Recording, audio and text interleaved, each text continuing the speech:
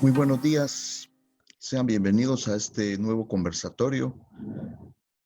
El conversatorio de hoy es un homenaje a nuestro querido profesor, investigador, académico y amigo Mario Roberto Morales.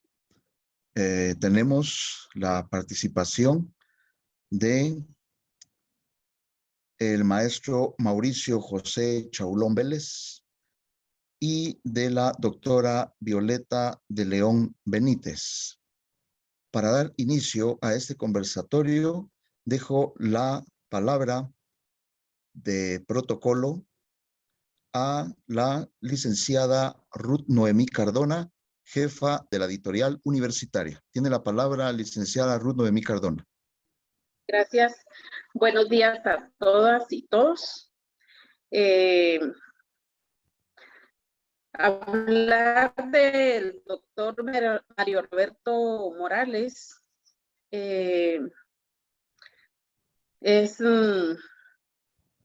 para mí es bastante difícil porque era miembro del consejo editorial, el cual lamentamos muchísimo la pérdida, porque para nosotros, para el mundo de las letras, Mario Roberto Morales era alguien muy importante, su visión crítica hacia las obras literarias. Creo que tenemos un gran ejemplo a seguir, un gran legado, y estoy segura que todos los que estamos en este mundo de las letras tenemos mucho que dar y tuvimos un gran ejemplo. Agradezco a todos los organizadores de este evento, a la Dirección General de Extensión Universitaria a través de la editorial universitaria. Para nosotros es muy importante este homenaje y a todos los invitados que también tuvieron a bien conocer al doctor Mario Roberto Morales. Bienvenidos a este conversatorio para conocer más sobre la vida y obra del doctor Mario Roberto Morales. Gracias, buen día. Gracias, licenciada Ruth Noemí. Me permito leer la hoja de vida de los participantes en este conversatorio.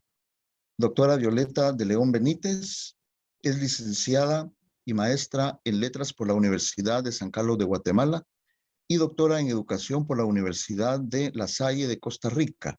Ha publicado varios libros para niños, obteniendo varios premios literarios, entre los que destacan el Premio Único Centroamericano, Rama Cuento Infantil, del certamen permanente 15 de septiembre, Ministerio de Cultura, y Premio Único Centroamericano y del Caribe, Rama Cuento, Juegos Florales de Mazatenango.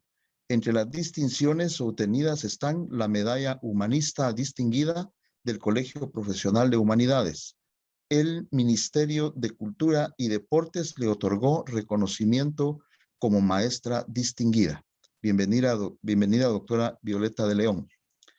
Leo también la hoja de vida del maestro Mauricio José Chaulón Vélez. Es licenciado en Historia, posee maestría en Antropología Social y pensum cerrado del doctorado en Ciencias Sociales de la Escuela de Historia de la Universidad de San Carlos de Guatemala. Es profesor e investigador titular del Instituto de Investigaciones de la Escuela de Historia, miembro fundador del Seminario Permanente de Pensamiento Crítico, especialista en Historia Latinoamericana del siglo XX, Historia Contemporánea, Historia Política y Cultura Popular, académico docente de la Facultad de Ciencias Políticas y Sociales de la Universidad Rafael Andívar y miembro del consejo de dicha facultad, integrante del grupo intergeneracional. Bienvenido, maestro Mauricio José Chaulón. Pues para iniciar ya de lleno, pues les dejo 10 minutos aproximadamente para que ustedes hagan una exposición general al tema, vida y obra de Mario Roberto Morales. Tiene la palabra, doctora Violeta. Muchas gracias. Pues qué lejos estaba yo de imaginar hace apenas unas semanas que iba a estar esta mañana participando en una actividad homenaje póstumo. Sinceramente me duele bastante y no termino de salir de mi estupor. Em, Era el año 92, un 1 de mayo de 1992. Llegamos a Rabinal a eso de las 6:30 o 7 de la mañana. El pueblo estaba completamente desierto. No había bulla de nada, de lo normal en un pueblo de Guatemala, todo tranquilo, y ese día se iba a celebrar en el cerro El Cajiup el baile del Rabinal Achí, la obra Rabinal Achí. Empezamos a buscar un lugar donde desayunar y de pronto nos acercamos al mercado, un mercado bastante informal que estaba en la plaza. Y ahí en una caseta, alrededor de un comal que estaba lleno de tortillas de maíz negro y unos potes, dirían, en el pueblo en lugar de tazas, ¿verdad? Con alguna bebida que más o menos podría considerarse café. Entonces ahí hasta nosotros llegaron unas voces. Cuando vimos y nos acercamos, ahí estaba Mario Roberto, siempre rodeado de muchas personas, comiendo tortillas con frijolitos y tomando de ese café en esos pocillos. Y entonces cuando nos vio, pues inmediatamente se levantó a saludarnos y nos convidó para que pudiéramos acercarnos y desayunar ahí. Entonces, así comenzó ese día, el recorrido hacia el cerro. Después compartimos muchos momentos allá arriba del cerro durante la presentación. Nosotros habíamos asistido porque la universidad apoyó a la familia encargada del baile para que se llevara a cabo esa representación, que fue memorable realmente. Ese fue uno de los primeros contactos que tuve con Mario Roberto a lo largo de tantos años y que después serían muchas más las veces que tuvimos oportunidad de compartir con él, ¿verdad?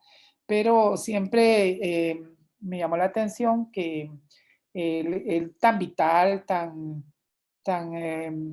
sonriente, con el dinamismo que lo caracterizaba y siempre sentando cátedra, ¿verdad?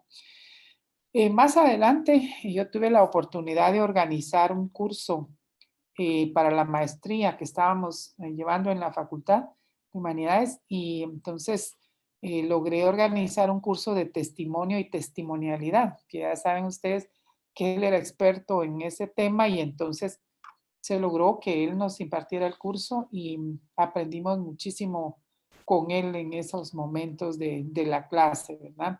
Y leímos muchos libros, no solo los de él, sino también otros libros de testimonio y aprendimos mucho sobre testimonialidad.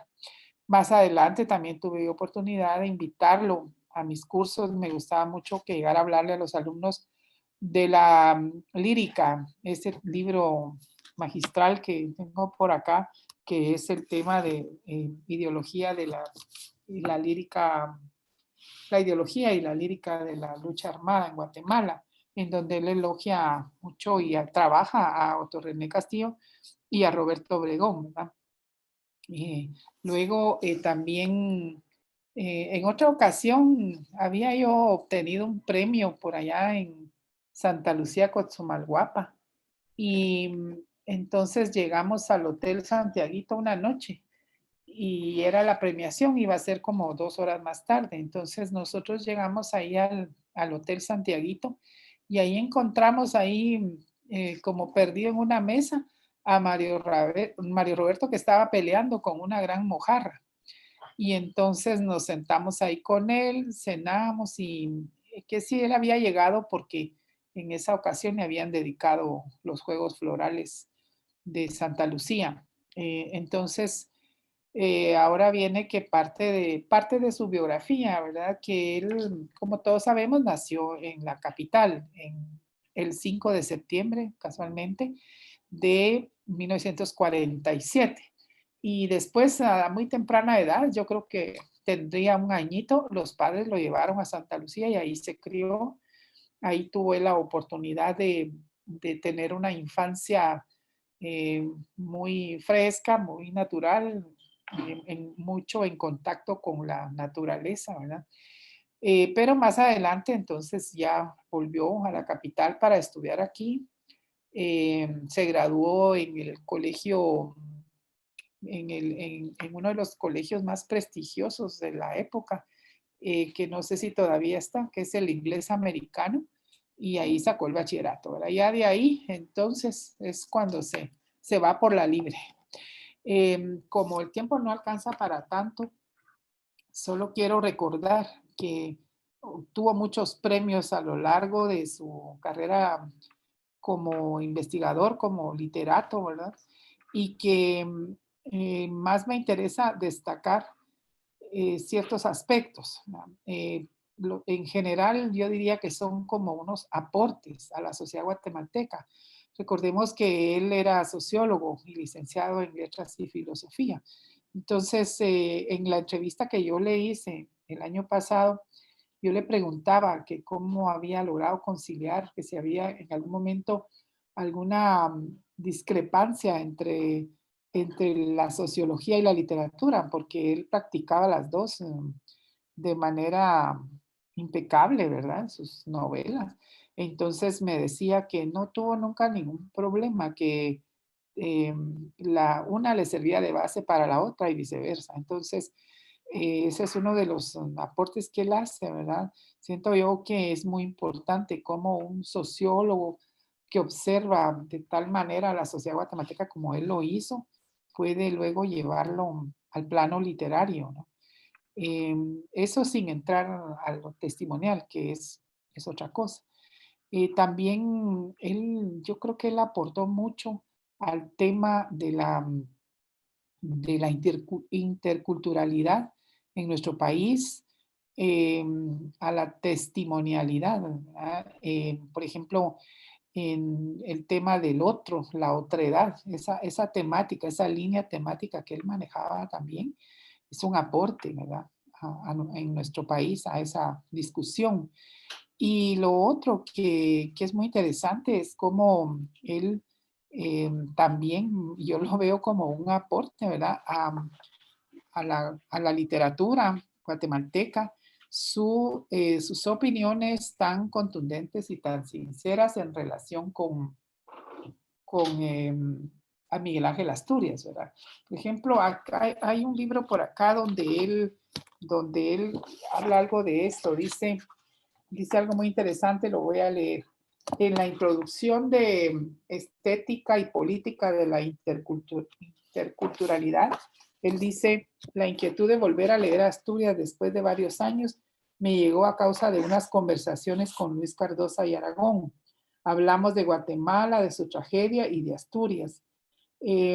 Una aguda pregunta del maestro sembró en mí la espina de releer al Gran Lengua de cara a las direcciones que las relaciones interétnicas de Guatemala estaban tomando a principios de la última década del siglo XX. La pregunta fue, ¿usted cree que la literatura de Asturias está envejeciendo? El asunto me tomó por sorpresa y mi respuesta fue arrebatada. Sí, le dije, me parece que sí. Y argumenté que lo que Asturias había escrito tenía muy poco que ver con los procesos interétnicos guatemaltecos de aquel fin de siglo, pero qué equivocado estaba. La relectura de su obra me sacó de ese lamentable error.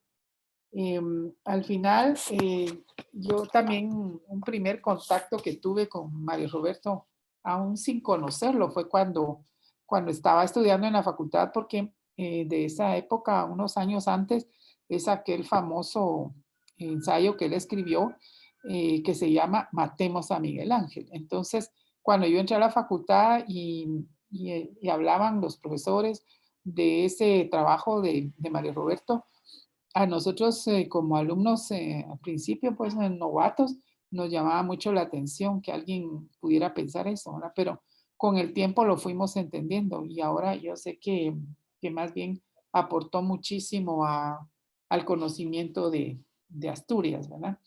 Creo que como el tiempo no es mucho, yo quiero mencionar de todas las obras de Mario Roberto, hay, hay alguna que es mi favorita por lo poético, ¿verdad? Que es esta Señores bajo los árboles.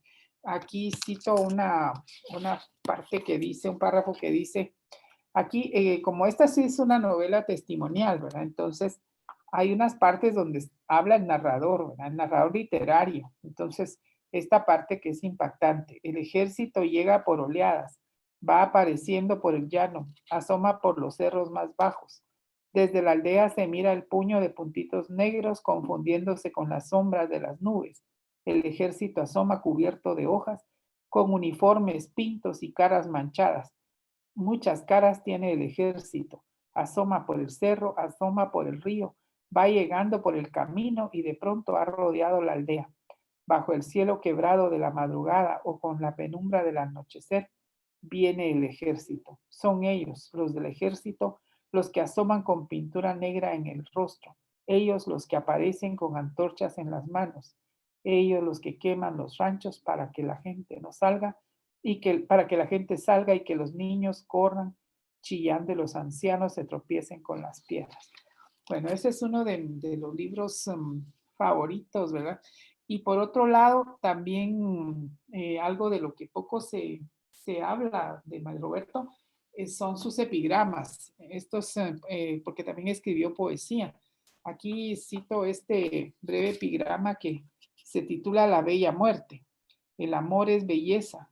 Morir debe ser bello si es una parte esencial de la vida, que es amor. Y cierro porque estoy viendo que ya estoy con el tiempo medido, terminando ya. Acá este es el discurso de ingreso a la academia, que se titula Intelicidio, Ilustración y Cultura Letrada. Me parece oportuno porque esto refleja el quehacer, el pensamiento de Mario Roberto. Defender la cultura letrada equivale, pues, a salvar nuestra lengua, nuestra historia, nuestra cultura, nuestra memoria, nuestra identidad y nuestra civilización. En dos palabras, nuestra libertad. Es hora entonces de poner manos a la obra. Esto lo firmó en Mayagüez, Puerto Rico, en diciembre de 2007. Así que descanse ya, Mario Roberto, que nosotros aquí seguimos con su nombre y con su legado vigente. Y que gracias por la invitación. Gracias a usted, doctora Violeta. Cedo la palabra al maestro Mauricio Chaulón. Bien, muchas gracias. Es un honor para mí el estar invitado a este homenaje, a este conversatorio organizado desde la editorial y la universitaria y la Biblioteca Central de nuestra Universidad de San Carlos y compartir con tan dilectas personas, sobre todo este homenaje póstumo a nuestro querido amigo, compañero, colega, mi maestro, el doctor Mario Roberto Morales. Y quisiera referirme a él desde la pedagogía de praxis revolucionaria, crítica y humanista que siempre lo caracterizó, porque Mario Roberto Morales mantuvo a lo largo de su vida esa importante coherencia entre su quehacer cotidiano, sus actividades académicas y el oficio de escritor. En cualquier campo y momento era un intelectual, pero también un humanista y revolucionario crítico, y principalmente un maestro, un profesor, un pedagogo. El pensamiento crítico guió sus ideas y su hacer, tratando de corresponder al planteamiento marxista que decía con mucha frecuencia para referirse a cómo pensar la realidad. Mario Roberto siempre insistió en el análisis concreto de la realidad concreta. Y esto le permitió construir una obra literaria, filosófica, sociológica, antropológica, estética, periodística y política, sin ninguna pretensión de quedar bien con nadie, pero tampoco nihilista o pesimista, como algunos quisieron etiquetarla, muchas veces conducidos más por las descalificaciones. Al contrario, o sea, la obra de Mario Roberto, escrita y también hablada a través de sus cátedras y conversaciones, era rompedora, si se me permite utilizar este término, era disruptiva, es decir, generadora de rupturas, pero al mismo tiempo constructiva de posibilidades para obtener análisis de una compleja realidad para lo cual se necesitaban muchos ejercicios de abstracción que Mario Roberto practicó y enseñó a tantas personas a través de métodos intelectivos diversos. Sus columnas de opinión, por ejemplo, si estuviese o no de acuerdo con su contenido, eran ejercicios semanales que invitaban a pensar críticamente, a reflexionar y a debatir. Recuerdo sus clases en el doctorado en Ciencias Sociales de la Universidad de San Carlos, del cual Mario Roberto fue uno de sus creadores y organizadores, y en el cual un grupo diverso tuvimos el privilegio de ser la primera cohorte. En una de sus cátedras empezó diciendo: todo lo sólido se desvanece en el aire, evocando lo que dijeron Marx y Engels en el proceso de construcción del manifiesto del Partido Comunista y del materialismo histórico. La frase contundente en todo su sentido hacía referencia, explicó Mario Roberto, a dos momentos, uno menos largo que el otro. Era el del dominio de las relaciones feudales que conllevaban el pensamiento patrítico y escolástico dominados por la Iglesia, pero que a pesar de 1000 años de considerarse como lo único y la verdad solidificada absoluta como una piedra, se empezaba a romper hasta hacerse añicos debido a la irrupción de otras relaciones en el avance indetenible del desarrollo de las fuerzas productivas y de otros acontecimientos decisivos para los cambios cualitativos. Pero también aquella frase tenía una connotación de tiempo más largo. Nos referimos al tiempo histórico en su conjunto, en toda su expresión. Mario Roberto siempre hizo conciencia de que todo está en un constante cambio y lo que se presentaba como una verdad irrefutable puede transformarse, lo cual es difícil de entender por nuestro pensamiento, pero que precisamente el ejercicio constante de la metodología crítica nos permite ampliar esas capacidades de comprensión de la realidad en permanente cambio. Y entonces la aplicación de la dialéctica y sus principios siempre fueron una preocupación genuina de Mario Roberto, expresada en toda su obra, en sus intervenciones pedagógicas directas con grupos grandes y pequeños, pero principalmente en su vida. Y es que como muchas otras personas queridas, puedo decir esto con plena convicción, ya que conocí a Mario Roberto en esa cercanía de la amistad nacida a través del grupo intergeneracional y fortalecida con la participación militante en espacios como la Coordinadora de Solidaridad con Cuba, el Comité de Desarrollo Campesino CODECA y el Movimiento para la Liberación de los Pueblos MLP.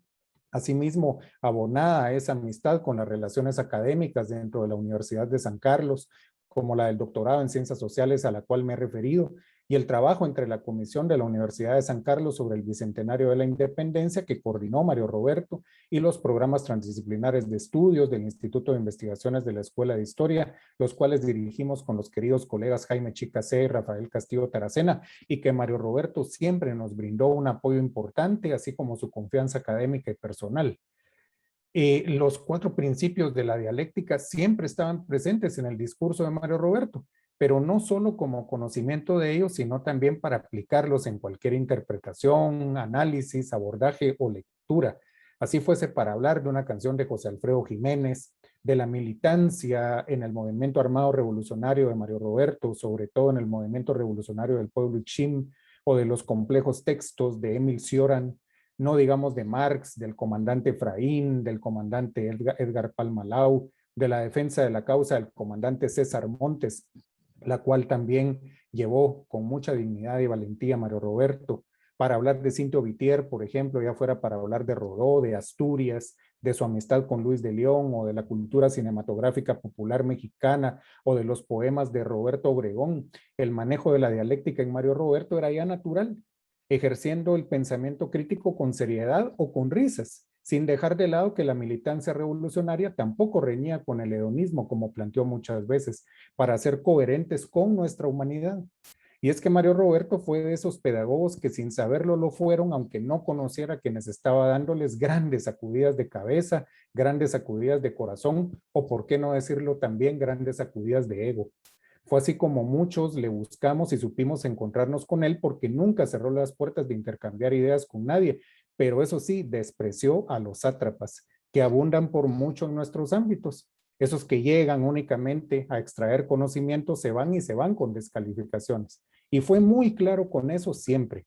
De ahí que algunos no hayan soportado el ritmo de debate que Mario Roberto propuso, a veces siendo más polemista que filósofo, pero la mayor parte de las veces era más lo segundo. Y entonces se retiraban algunos con descalificaciones porque confunden el ser provocador con otras cosas, algo que es muy común en una Guatemala golpeada por las cooptaciones y el intelicidio, precisamente, siendo esta una de las categorías mejor propuestas por Mario Roberto. Y es que en todas sus obras siempre fue coherente con su decisión valiente de debatir profundamente y de manera recia con esa praxis crítica que proponía, la cual estaba basada, por supuesto, que en una lectura seria y amplia de Marx, de Engels, de Rosa Luxemburgo, de Gramsci, de Silvia Federici, pero también del pensamiento latinoamericano, como Martí, Rodó, Sea, Salazar Bondi, Mariátegui, Sandino, el Che Guevara, Fidel, Manuel Galich, por ejemplo. Su obra literaria, con libros como El esplendor de la pirámide y Señores bajo los árboles, que ya mencionaba la doctora Violeta, no fueron anécdotas o posiciones solamente personales, sino expresiones críticas desde el recurso de la novela testimonial, que desde su experiencia como sujeto de la historia contextualizan acontecimientos fundamentales para la historia reciente de Guatemala, haciendo grietas en las visiones lineales románticas que ya no aportan casi nada a debates que se demandan y se necesitan con urgencia. Por ejemplo, en la ideología y la lírica de la lucha armada, Otto René Castillo y Roberto Obregón son estudiados y abordados desde las relaciones sociales e históricas de praxis revolucionarias, pero también estéticas y existenciales.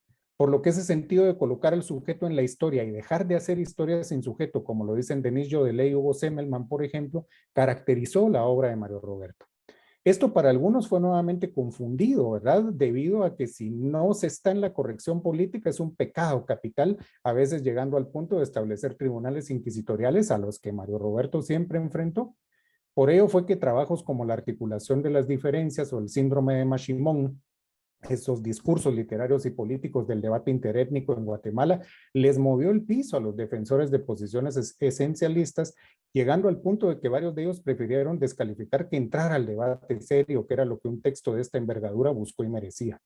Así el Mario Roberto antropólogo no vino a plantear una antropología conveniente, pienso yo, sino honesta en el sentido de proponer debates sobre la mesa, en un momento en que se estaba perdiendo de vista categorías fundamentales como la lucha de clases, el movimiento y los sujetos, y sobre todo la historia, dentro de ese debate étnico situado y la cultura. Mario Roberto insistió en que la cultura no debe ser vista como un fetiche, como sucede con el fetichismo de la mercancía, que son grandes trampas que no permiten desarrollar un análisis crítico de la situación concreta para que los movimientos de luchas sociales se desarrollen o se reorganicen. Pero en vez de debatir, muchos descalificaron, y eso ahora forma parte de los estudios que debemos seguir haciendo sobre momentos históricos de la generación de ideas y pensamiento social en Guatemala, donde Mario Roberto, se esté o no de acuerdo con él, es un sujeto fundamental para el pensamiento social de los últimos 35 años en Guatemala.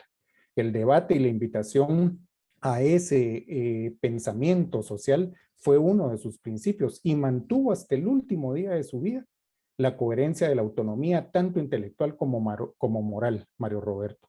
Eso no es de la comprensión e incluso del agrado de muchos, porque en un país golpeado por diversas formas de violencia, nos hemos convertido muchas veces en sujetos de si no estás de acuerdo conmigo, estás en contra mía como mi enemigo. Y claro que hay antagonismos y enemigos de clase y de múltiples relaciones, pero se necesita de un ejercicio crítico fundamental para saberlos distinguir y no confundirse para hacerles el favor a los grupos de poder. En eso Mario Roberto insistió siempre, pero como Emil Cioran pasó por la incomprensión debido a complejidades que había de resolver, Mario Roberto publicando una columna entonces más fuerte, con el cinismo bien fundamentado, bien puesto, como decía él, o con una explicación más didáctica, o con una canción, o con un palíndromo, o con una cena entre amigos, o con la ironía, con la meditación, o con el retiro incluso. Nunca dejar de ser humanos, lo que implica vernos desde las contradicciones y no negarlas, sino más bien abordarlas y enfrentarlas, fue posiblemente la lección más concreta que nos dejó Mario Roberto. Y de todo su corazón que siempre abrió con profunda amistad, es la lección que en estos momentos yo más abrazo con todo cariño. Así que me siento muy honrado. Por cuestión de tiempo, pues también lo dejaría ahí y pasaríamos al diálogo, a las preguntas y que esperamos sean enriquecedoras. Muchísimas gracias. Gracias, Mauricio. Indiscutiblemente ese carácter lúdico que nunca dejó Mario Roberto, a pesar de comprometerse con discursos bastante académicos que podrían, digamos, ser por su carácter muy serios, ¿no? El carácter también lúdico nunca se pierde y llama la atención también como la atención prestada a Cioran es interesante porque de alguna manera alguien que podría ser muy cuadrado en su pensamiento podría solo ver las contradicciones que encierran la ironía y el cinismo de Cioran, pero Cioran es una puerta abierta, ¿no? Es a otras interpretaciones, es una posibilidad de posibilidades de interpretación. Entonces, no, no es porque generalmente cuando se cae, o no se cae, sino cuando se toman los principios dialécticos, ya como bien lo decía Mauricio, de una manera tan natural para analizar la realidad, el riesgo que se corre es caer en mecanicismos, ¿verdad? Y en determinismos que pueden cerrar el pensamiento y limitarlo. Pero esa puerta abierta del análisis de las aporías o contradicciones o el cinismo de Cioran es una puerta abierta también al intelectual que se esfuerza por no caer en trampas tampoco, ¿verdad? Mecanicistas. Yo quisiera plantearles una pregunta a los dos participantes. Dentro del ámbito cultural y académico de nuestro país, que es bastante limitado, ¿no? y que ofrece una gama variopinta, ¿no? de pensamientos y de actitudes, de estilos inclusive, ¿dónde podrían ustedes ubicar a la obra de Mario Roberto Morales dentro de ese abanico de la cultura y de la Academia Guatemalteca? Tiene la palabra, doctora Violeta. Bueno, pues es difícil decirle exactamente, pero porque sobre todo nosotros, como usted lo sabe, que somos muy dados a hablar de movimientos y de corrientes literarias, ¿verdad? Pero viéndolo de una manera muy general, yo diría que es un digno representante de algo que podría ubicarse en la posmodernidad. Mario Roberto es irreverente, eh, desmitifica, es directo, es claro. Yo creo, él hablaba mucho también de eso, y yo creo que más que ubicarlo en una corriente o un estilo, en una ideología, yo diría que está en un lugar trascendental, porque mucho se ha dicho de que la novela Los compañeros de Bolo Flores fue la piedra angular para la nueva literatura guatemalteca y que fue un parteaguas. Yo diría que Mario Roberto quizá mucho más, ¿verdad? Con toda esa discusión en cuanto a no solo lo literario sirviéndole como base, pero una discusión en cuanto a la identidad, a la interculturalidad, a lo que yo mencionaba de la otredad, todo lo que él discurre en todas sus obras, quizá yo lo sitúo en eso, en un punto de, digamos, en un sitial muy especial como un parteaguas y como un posmoderno total.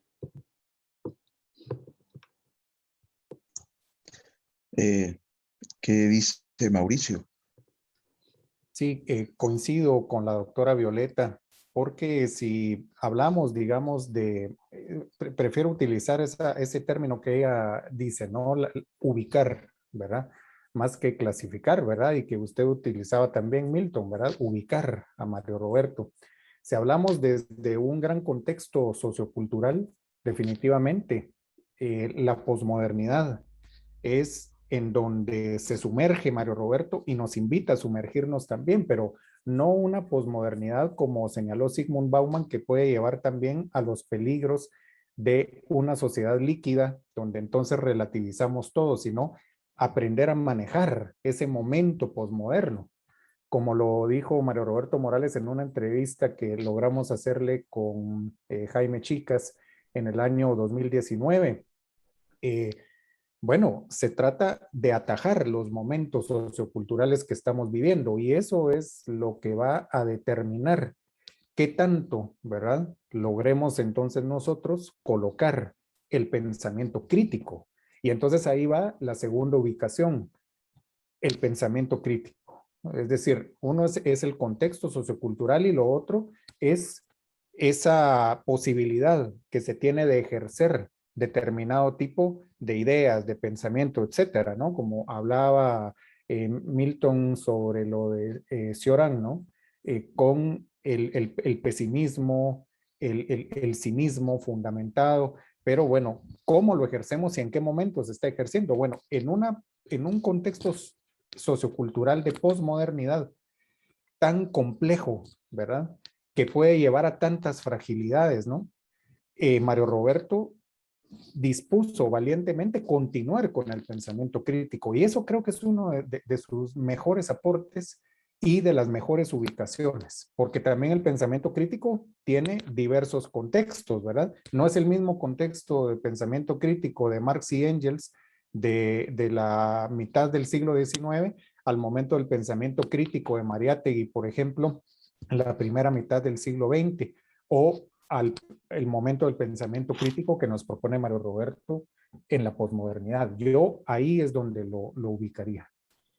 Y por acá tengo yo el libro este libro en donde él habla de la estética y política de la interculturalidad y hay una parte interesante donde dice, está hablando de Asturias, ¿verdad? Y de la pregunta que le hizo Cardosa.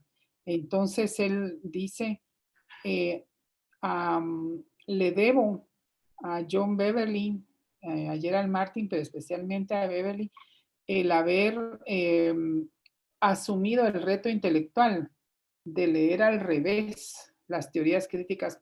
Y entonces eso confirma que también él siempre practicó esto del pensamiento crítico, la reflexión profunda. Incluso él siempre hablaba mucho de la deconstrucción, ¿verdad? De todo. Entonces, por eso decía yo que yo no puedo ubicarlo dentro de un estilo, de una corriente en cuanto a lo literario. Ahí sí creo que me gana más la parte de lo sociológico, ¿verdad? Aparte, bueno, por otro lado está lo de la testimonialidad, que sí es un representativo, creo que el máximo representativo de la novela testimonial en Guatemala y que en ese sentido tiene un lugar muy importante en Centroamérica, no solo en Guatemala, ¿verdad? Con sus obras testimoniales. Y que no solo con las obras, sino con todo lo que él fue un maestro en ese sentido, ¿verdad? Literalmente daba clases sobre estos temas. Entonces, en cuanto a algunas obras, sí se pueden situar ahí, ¿verdad? Como la novela testimonial guatemalteca. Pero en general, ahí yo creo que sí gana la parte del pensamiento crítico y la reflexión que siempre hacía. Y en una cuestión, perdonen si me permiten, solo para poder también continuar con ese hilo que nos pone la doctora Violeta. Por ejemplo, en un texto fundamental como lo es el de Stolmenchú, ¿verdad? La invención de la memoria. Sí. Mario Roberto se atreve a colocar sobre la mesa una discusión, un debate, ¿verdad? Crítico a dos posiciones que en un momento, ¿verdad? No solamente, digamos, polarizaron, sino que estaban inscritas dentro de absolutismos en un contexto posmoderno, ¿no? Y entonces atreverse precisamente a ser crítico con eso, que dejaban de lado ambas posiciones las posiciones descalificadoras, ¿verdad? Hacia Rigoberta Menchú y las posiciones descalificadoras también por determinados intereses concretos dentro del gran contexto del capital hacia Stoll, ¿verdad? No permitían ver esas relaciones sociales concretas. Es decir, ahí Mario Roberto aplica lo que estábamos diciendo de saber atajar ese contexto posmoderno y situarlo, ¿verdad? Situarlo desde el pensamiento crítico, pero para el pensamiento crítico hay que atreverse. Esto para mí es un ejemplo dentro del campo de las ciencias sociales, por ejemplo, ¿verdad? Sí, uno de los puntos que tenía yo aquí anotados y se me escapó, que él puso sobre la mesa y trajo a discusión dentro de la sociedad guatemalteca, fue la discusión sobre el tema Menchú, que era muy conocedor del tema también, ¿verdad? Entonces, con toda la sinceridad que lo caracterizaba, también a veces con el sarcasmo. Recuerdo mucho la sonrisa cuando era como la sonrisa de un niño travieso que está pensando, recordando una travesura. Así se refería él también a esos temas, ¿verdad? Entonces, ese tema de Menchú fue un aporte que él hizo a la discusión en ese momento en Guatemala, ¿verdad? Bueno, por Sí, ahí hay una pregunta, Milton. sí, ahorita vamos a ver. Solo quería acotar algo. Cuando les pregunto sobre esa ubicación, ¿no? No necesariamente tiene que ser una ubicación, digamos, conceptual, Ajá. o digamos que sea modernista, posmodernista, No, no, no, romántico, no, para. sino, digamos, en toda cultura, en toda desarrollo cultural de una nación, hay grandes líneas de pensamiento, ¿no? Y de estilo también. Por ejemplo, aquí es indiscutiblemente Miguel Ángel, ¿no? Severo Martínez, Cardosa y Aragón, que son como pilares, como fundadores de vetas de pensamiento. Por lo que ustedes dijeron, pues yo creo que podríamos sacar una conclusión muy clara, ¿no? Que Mario Roberto también es un fundador de una corriente de pensamiento, inclusive de actitud política y estética. Es decir, es otro de los pilares digamos, fundacionales o pilares sustanciosos de la cultura guatemalteca, ¿no? Porque si no se puede ubicar exactamente es porque es fundador, ¿verdad? Entonces, el significado que tiene es un significado fundacional de una corriente y una actitud, corriente de pensamiento y una actitud crítica, eh, sociopolítica, de compromiso, pero también de una alta moralidad. ¿Cómo llamarle a todo eso? Pues eso queda, creo que estamos muy cerca todavía como para poder conceptualizarlo. Sí, Bueno, eh, eh, ¿qué piensan ustedes antes de responder las preguntas que están en el chat? En Guatemala hay un estereotipo, eh, casi eh, un mito. Bueno, también en Europa, especialmente en España, en Guatemala, de las generaciones, ¿no? Es decir, hay la generación del 10, que la generación del 20, que la generación del 30, pero realmente los escritores hacen su obra en solitario. Es decir, pronto se desligan de las generaciones. ¿Por qué esa tendencia de fundar generaciones? Hace poco leí algo que escribió Mario Alberto Carrera, yo y dice cómo en su juventud también, ¿no? Pensaban cambiar el mundo, pero tal vez no el mundo, ¿no? Pero actuar y tener incidencia en grupo. Y después cada quien se fue desperdigando. Eh, Esto fue beneficioso en Mario Roberto Morales, el haberse abstraído de formar un grupo, RIN 78, que la Moira, que esto, y trabajar solo, en solitario. Esto es en parte verdad, ¿no? Porque ya que como docente uno no puede trabajar solo. Eh, pero ¿esto le benefició a Mario Roberto o no? Ese trabajo en solitario, él y su obra, o no. ah, eh, no sé, ¿voy yo?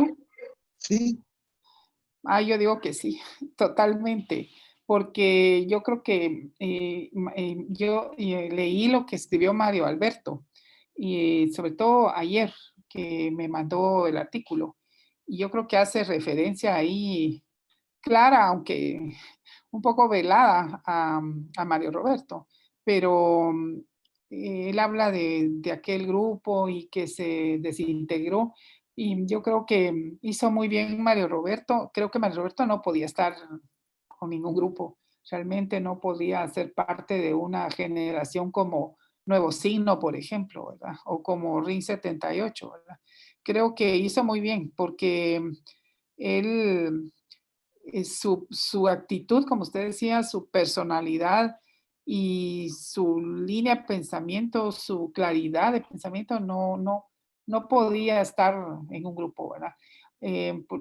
Basta ver todo lo que escribía en el periódico por años, ¿verdad? En sus columnas, las últimas de los últimos años que fueron del periódico, ¿verdad? Muy claro con su forma de ver las cosas, la política, la sociedad guatemalteca, sus opiniones y todo, muy de él. Y creo que hizo muy bien en despegar, hizo muy bien, le hizo mucho bien a la cultura guatemalteca ese despeje. Estuvo mejor en solitario, no hubiera podido estar en un grupo. y sin embargo apostó por un encuentro intergeneracional que de alguna manera es apostar también por lo colectivo, ¿no? Por trabajar colectivamente proyectos culturales y políticos. Sí, en eso sí, sí, sí. ¿Qué dice Mauricio? Sí, totalmente de acuerdo con ustedes. Y siguiendo este hilo conductor de esta tan importante pregunta, definitivamente nosotros en la historia necesitamos muchas veces ubicar, ¿verdad? Y entonces hablamos de generaciones porque, como ustedes lo decían, es una ubicación necesaria que necesitamos, pero eso no significa que necesariamente, a excepción, como ustedes dicen, ¿no? Grupos que se conformaron, los contextos hayan sido favorables para que entonces esa generación siempre estuviese, digamos, pensando de una manera muy similar, ¿no? O como una escuela de pensamiento que siempre estuviesen de acuerdo, sino que un contexto tan complejo como el contexto de la guerra en Guatemala o de la lucha de clases mucho más profundizada, hacía que necesariamente muchos, y por eso ese título tan importante de una de las obras de Mario Roberto, Los que se fueron por la libre, ¿no? Porque hace referencia precisamente a que los contextos fueron determinando, contextos múltiples, no solo el de la represión directa, digamos, del Estado anticomunista contrainsurgente, de capitalismo periférico en Guatemala, de la geopolítica de los Estados Unidos, no, sino las mismas contradicciones internas de los movimientos sociales y de los movimientos revolucionarios. Entonces, eso hizo que, por ejemplo, alguien como Mario Roberto o como muchas otras personas buscasen esos espacios necesarios que debían de ser desde el individuo, pero no desde el individualismo, porque no hay que confundir. Y más, digamos, en el oficio del escritor, que como decía Gabriel García Márquez, también no hay un oficio más solitario en el mundo que el oficio del escritor. Pero ahora vamos al otro punto. Mario Roberto siempre apostó por esto que decías, Milton, de lo intergeneracional, ese debate. Y bueno, un fruto de eso es el grupo intergeneracional, por ejemplo, ¿no? O sea, digamos, ahí coincidimos personas de diferentes generaciones, siendo Mario Roberto, digamos, uno de los principales constructores de esa posibilidad, porque también llegó un momento en que los planteamientos demasiado cerrados decían, no, esta generación no puede dialogar con esta porque nosotros fuimos los que hicimos mejor las cosas, no, ustedes no lo pudieron hacer, sino que somos mejores ahora nosotros, y todas esas tendencias, ¿verdad? Que el capital utiliza siempre muy bien para seguirnos dividiendo, ¿no? Entonces, por eso Mario Roberto, que fue muy crítico, por ejemplo, con las movilizaciones del 2015, no por las movilizaciones per se, sino por cómo se mueven las relaciones de poder alrededor, una de las consignas que más discutimos juntos y que nos posicionamos, ¿verdad? Para criticarla fue de que se metieron con la generación equivocada, porque eso era una gran falta de respeto, digamos, a todos los procesos que se habían dado anteriormente, de generaciones anteriores, que no podemos hablar de fracasos, sino que lo que hay que hablar son de relaciones sociales concretas. Entonces, Mario Roberto siempre apostó por ese trabajo intergeneracional y cuando era necesario reubicarse, digamos, en lo individuo, en el Mario Roberto individuo, o a veces en esa soledad, también lo hizo, o sea, sin ningún tapujo, ¿verdad? Y eso no erosionó la amistad o no erosionó las relaciones, al contrario, ¿verdad? Entonces, esa propuesta de Mario Roberto en países como Guatemala o en sociedades como las nuestras, a veces no es muy bien comprendida, pero Mario Roberto siempre apostó por ese trabajo de construcción colectiva del conocimiento, pero por el respeto del trabajo del individuo, ¿verdad? No del individualismo, que es como algunos lo confundieron, ¿no? Una última pregunta antes del chat. Para que la crítica sea completa, redonda, tiene que asumirse también una crítica de la crítica, es decir, una metacrítica. ¿Llegó a esos niveles Mario Roberto a hacerse una autorrevisión, autocrítica, tanto de su actividad política como de su estilo o su quehacer literario? ¿Lo han notado a través de sus obras o a través del trato con él? ¿O se quedó solo en la crítica hacia afuera, pero no la autocrítica? Violeta. Pues yo diría que sí, pero en la entrevista que yo le hice, él mencionaba algo de sus primeros textos, ¿verdad? Como La Debacle, por ejemplo, que es el primero que publicó, que es una serie de cuentos que tengo yo por acá. Y él hablaba sí, de alguna reflexión acerca de sus primeros textos y de cómo había cambiado su línea de actuar, ¿verdad? Y cómo se reflejaba eso en sus últimas obras a raíz de su cambio de postura en relación con situaciones de su propia vida, ¿verdad? Pero yo creo que más allá de eso, no, no creo, no lo conozco. Si tiene una metacrítica, porque sí, no, los últimos textos, ensayos y todo lo que hablaba en el periódico, por ejemplo, lo que escribía era sobre la situación, sobre la sociedad y sobre otros, ¿verdad? Pero sobre esas relaciones de la interculturalidad en Guatemala, ¿verdad? Pero sobre sus propios textos o sobre su propia línea, no. Que yo recuerde, no. En este momento. Mauricio. Mauricio. Sí, bueno, yo quisiera referirme a dos textos que son fundamentales para las ciencias sociales de los últimos años en Guatemala, en la articulación de las diferencias o el síndrome de Mashimón y la estética política de la interculturalidad.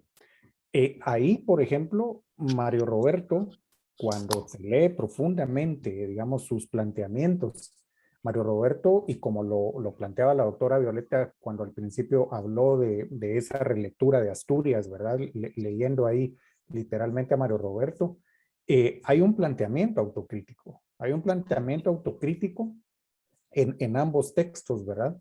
Porque lo que se consideraba como ya dado, Mario Roberto lo expone también para él, para lo que venía, digamos, pensándose precisamente sobre digamos, esa línea progresiva que debía de llevarnos a relaciones interculturales, donde supuestamente ahí se iban a diluir todas las diferencias, cuando eso no era cierto, digamos, ¿no? Y él mismo se coloca ahí, digamos, como un sociólogo y también un antropólogo que está, digamos, escarbando, ¿no? Para, desde las relaciones sociales, decir, hay otra, aquí cosa que no estamos viendo. Y es lo que él, digamos, coloca sobre la mesa. Lo que pasa es que eso le trajo a muchos detractores y parecía que la crítica solo iba hacia afuera, pero es que iba también hacia adentro. Y También quienes estuvimos muy cercanos a él en los últimos años, digamos, dentro de la militancia, en Codeca, en el MLP, también sabemos con mucha certeza de diálogos en donde había un debate muy, muy serio sobre ciertos planteamientos, ¿verdad?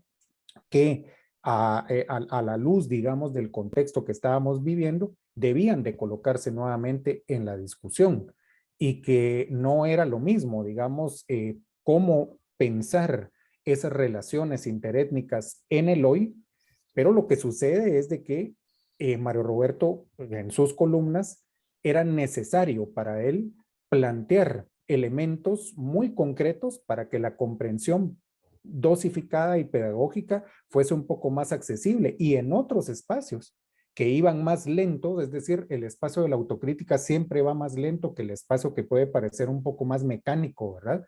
Por las necesidades de lo que había que saber y colocar en la mesa en algunos momentos. Mario Roberto, digamos, entonces parecía que no hacía autocrítica sobre la obra, ¿verdad? Tanto sociológica como humanista literaria, ¿no? Pero estaba en los planteamientos un poco más íntimos y en los planteamientos, digamos, que iban siendo un poco más lentos, ¿verdad? Y bueno, me atrevo a decir que Mario Roberto con más vida, digamos, eh, definitivamente la hubiese desarrollado de una manera más pública, ¿no? Pero bueno, es lo que yo tendría que decir al respecto de esto, ¿verdad?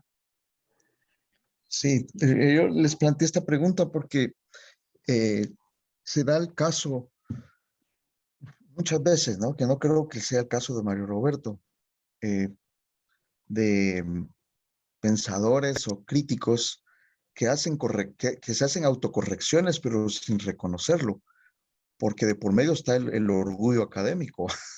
Pues sí. Es decir, voy a hacer una rectificación, pero no voy a decir claramente que estoy rectificándolo porque yo mismo planteé en algún momento. Esto ha pasado con filósofos incluso, pero no lo reconocen. Es decir, no doy mi brazo a torcer, ¿no? Yo lo voy a plantear como una, digamos, una rectificación, pero sin decir que es una rectificación. El lector se da cuenta de eso, ¿verdad? El lector atento, cuando hay rectificaciones, y por eso se habla de varias etapas que tienen los diferentes autores, los que son grandes, ¿no? Pero muy difícilmente alguien dice, voy a rectificar esto o voy a replantearlo porque aquí había una deficiencia, ¿no? Yo, Pero bueno, perdón, Milton, vamos. solo Sí, muy brevemente con esto sí, que dices, Mauricio. es muy breve. Yo recuerdo una anécdota cuando Mario Roberto llegó a darnos una plática al Seminario Permanente de Pensamiento Crítico, allá en la Escuela de Historia.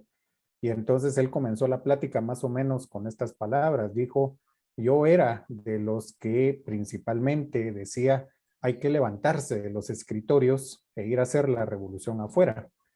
Y hoy dice, soy de los que lee algunas consignas que están pintadas en las paredes, ¿verdad? No solamente de la universidad, sino en la ciudad. Y digo, bueno, ¿en qué momento nosotros perdimos el contacto con el sujeto y nos convertimos en policías moralistas para decirle la revolución no se hace desde un escritorio?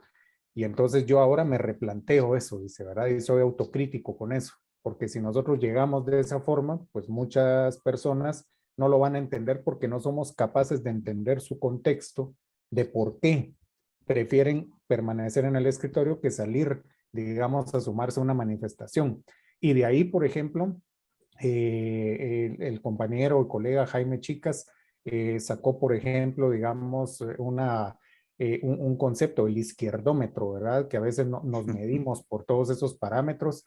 Y Mario Roberto, digamos, fue el que nos lo dijo, planteando una cuestión autocrítica desde lo que él consideraba hacía algunos años y ahora lo llevaba, digamos, a esto, ¿no? Solo como una anécdota al respecto. Y Muy además interesante. agregó lo de rosados, porque ya constantemente hablaba de quienes no eran de la línea roja, sino rosada. Siempre se refería a eso, ¿verdad? A los rosados. Sí, también. Bueno, pasamos ahora a leer los mensajes que tenemos por acá en el chat. Bueno, voy a leer desde el principio porque, bueno, dice, Saludos, dice Daniel Palas Chapín. Sandra Corominal dice buen día. Buen día, gracias por su participación. Belisario está invitando a que hagan preguntas. Como lo cuenta querida maestra Violeta, es fácil estar cerca de esos momentos del maestro Mario Roberto. Gracias por contarnos, compartirnos interesante anécdota de Miguel Ángel Asturias, sabiéndola una defensora de la literatura del novel. Recomendable leer Intelicidio. Harold Lloyd dice, felicitaciones por hacer un merecido homenaje a uno de los intelectuales más importantes de los últimos tiempos en Guatemala. Si pudieran ampliarlo de Matemos a Asturias, gracias. Dice Blanca Estela. Ajá. ¿Podríamos ampliar esto? Sí, sí podríamos. Solo les iba a mencionar que acá en mi página en Facebook lo está viendo Mario Alberto. Ya le puso felicitaciones. Sí, sí, esto de matemos a Miguel Ángel, es que yo mencionaba el dato porque cuando yo empecé a estudiar la carrera, estaba muy de moda una pugna que había entre los profesores que nos ponían a leer, por ejemplo, el señor presidente, o los famosos hombres de maíz, y otros que decían que para qué íbamos a leer Asturias.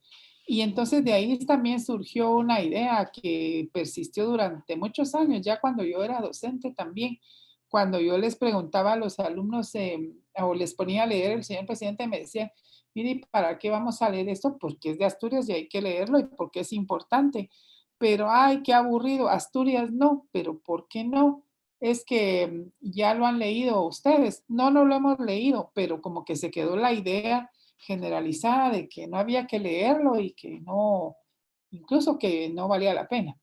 Entonces, trabajo de Mario Roberto, como él mismo dice ahí, ¿verdad? No era, solo es un decir, ¿verdad? Una forma simbólica, pero no se refería a que no lo leyeran o a que porque era malo, pero en la facultad durante mucho tiempo hubo esa idea. Entonces, lo que pasa, Blanca es la que está preguntando por ahí eso, es que él lo que trata de hacer es una, digamos que hay un grupo, una generación, si le queremos decir así, de escritores en Guatemala que como que no despegaban porque la sombra de Asturias era muy, muy grande, muy fuerte, como cuando uno dice, fulano me hace sombra o le hizo sombra, mejor se apartó.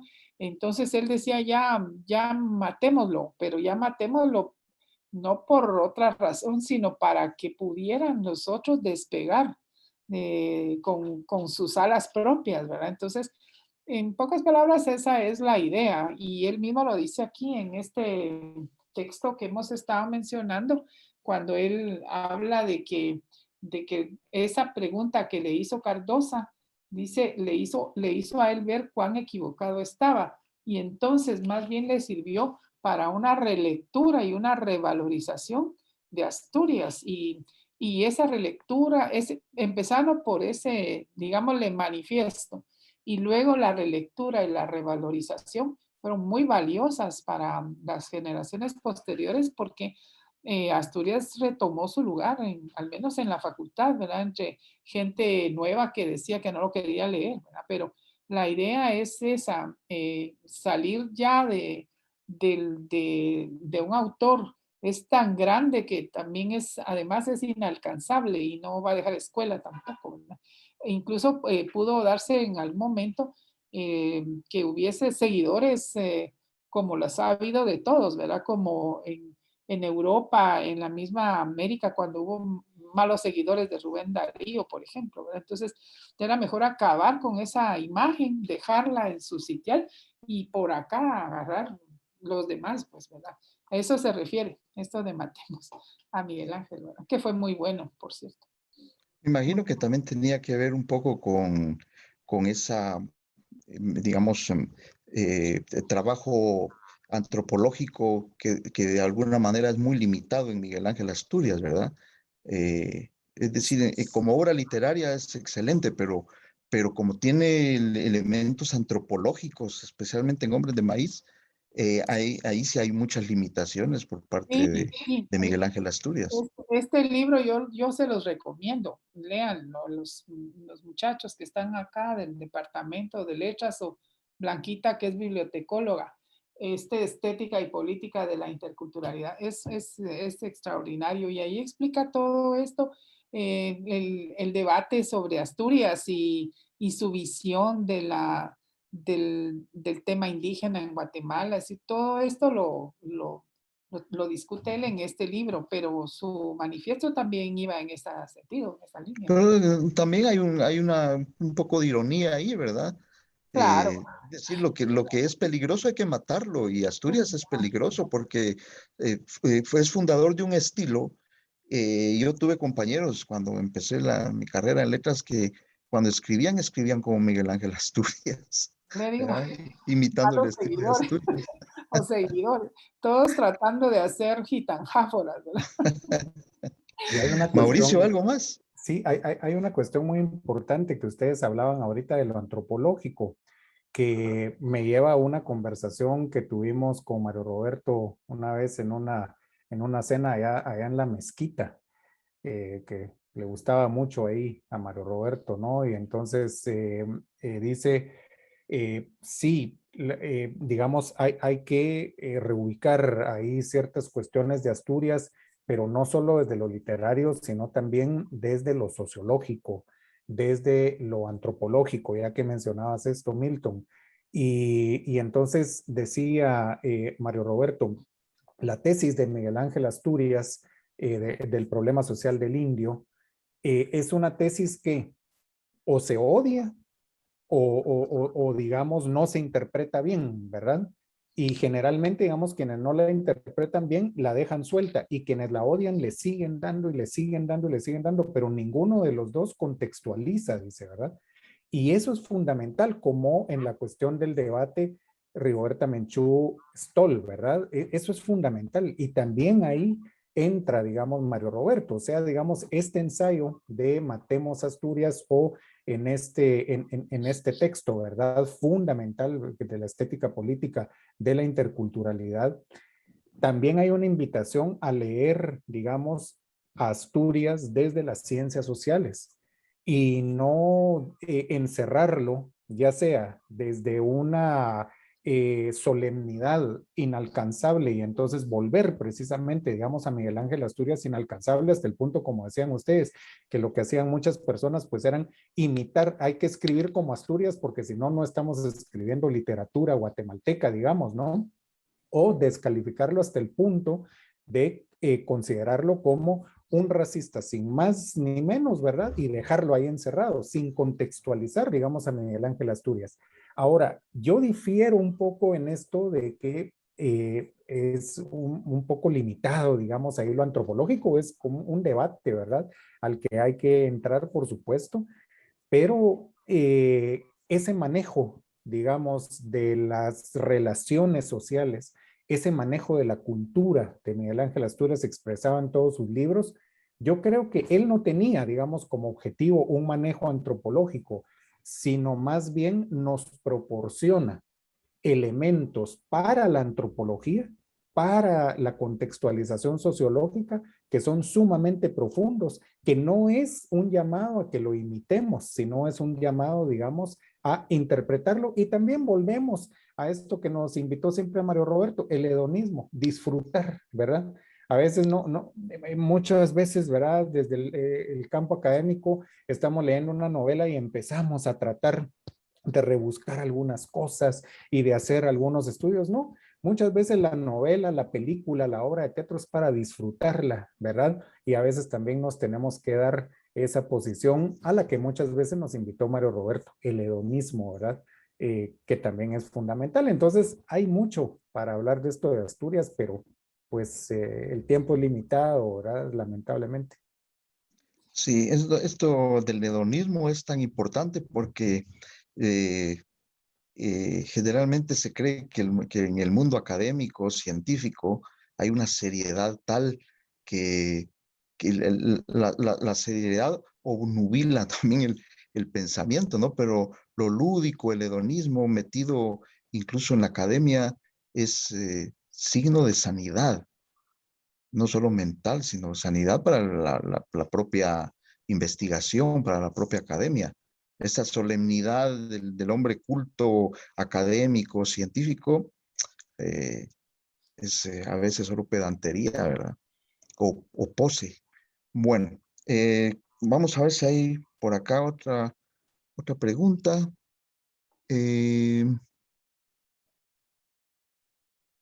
Solo las gracias que dan bastantes personas. Dejó obras inconclusas. Él comentó que estaba trabajando un material acerca del Che Guevara en Guatemala y otra sobre los acontecimientos que comenzaron en las manifestaciones del 2015, que iba a culminar en la elección de Jimmy Morales. Esto lo pregunta Wilson. No sé si tienen ustedes alguna información. No, yo al respecto no tengo idea. Tengo entendido, bueno, Mario Roberto estaba terminando su última novela, ¿verdad? Y ya me parece que hay una edición que en algún momento cercano ya irá a salir, que será su novela póstuma, ¿verdad? Y bueno, quedaron ahí algunos textos y sí, esto del Che Guevara lo habló algunas veces, ¿verdad? Pero ignoro cómo quedó esa situación, pero lo de su novela sí va a ser una novela póstuma, pero bueno, ya su familia y las personas, digamos, que están en eso darán más detalles cuando sea el momento, ¿verdad? Ajá. Blanca Estela pregunta, ¿puede definir qué es irse por la libre? Sí, bueno, esta es una novela de Mario Roberto Morales, ¿verdad? Que se llama Los que se fueron por la libre, ¿sí? Es una novela precisamente también testimonial sobre el contexto de la guerra en Guatemala y un contexto, pues, en donde él participó, ¿no? Es una novela ahí que se invita a leerlo, pero precisamente es eso, los que se fueron por la libre. Es decir, bueno, ya no estamos sujetos por determinadas circunstancias que son variadas a las decisiones de una estructura o de la comandancia, por ejemplo, ¿verdad? Y entonces muchos se encontraron fuera de Guatemala ya sin contactos, por ejemplo, ¿no? Con la estructura guerrillera o porque había sido destruida o porque había contradicciones internas que rompieron, digamos, esos contactos, pero eso no significó que el sujeto no siguiese siendo revolucionario, ¿verdad? O sea, al contrario, pues el hecho de ya no estar dentro de una estructura por renuncia, por situación de represión, por pérdida de contactos, por muchas razones, no significaba que el sujeto dejara de ser revolucionario. Eso es muy importante porque no se necesita de pertenecer, digamos, a una organización para ser revolucionario, tener la praxis revolucionaria o la conciencia revolucionaria, en este caso, ¿verdad? Como en todo, ¿no? No solamente aplica al movimiento revolucionario, sino que aplica a todo, ¿verdad? Ese es el mensaje, ¿no? Pero es una novela que invitamos a leer, ¿verdad? Uh-huh. Bueno, hemos llegado ya al tiempo, al final de este conversatorio. Les agradecemos profundamente su participación. Se han abordado temas muy interesantes y han quedado otros ahí para próximas actividades. Indiscutiblemente creo que Mario Roberto es un pilar fundamental en la cultura y en la literatura guatemalteca. Y creo que cualquier homenaje que se le rinda es solo una aproximación al valor que tuvo como intelectual, como maestro, como amigo, Mario Roberto Morales. Agradezco nuevamente en nombre de la Universidad de San Carlos de Guatemala. Pasen todos muy buena tarde. Muchas gracias. Que viva Mario Roberto Morales. Mario Que Roberto. viva, un aplauso a su memoria y a su obra. Que viva.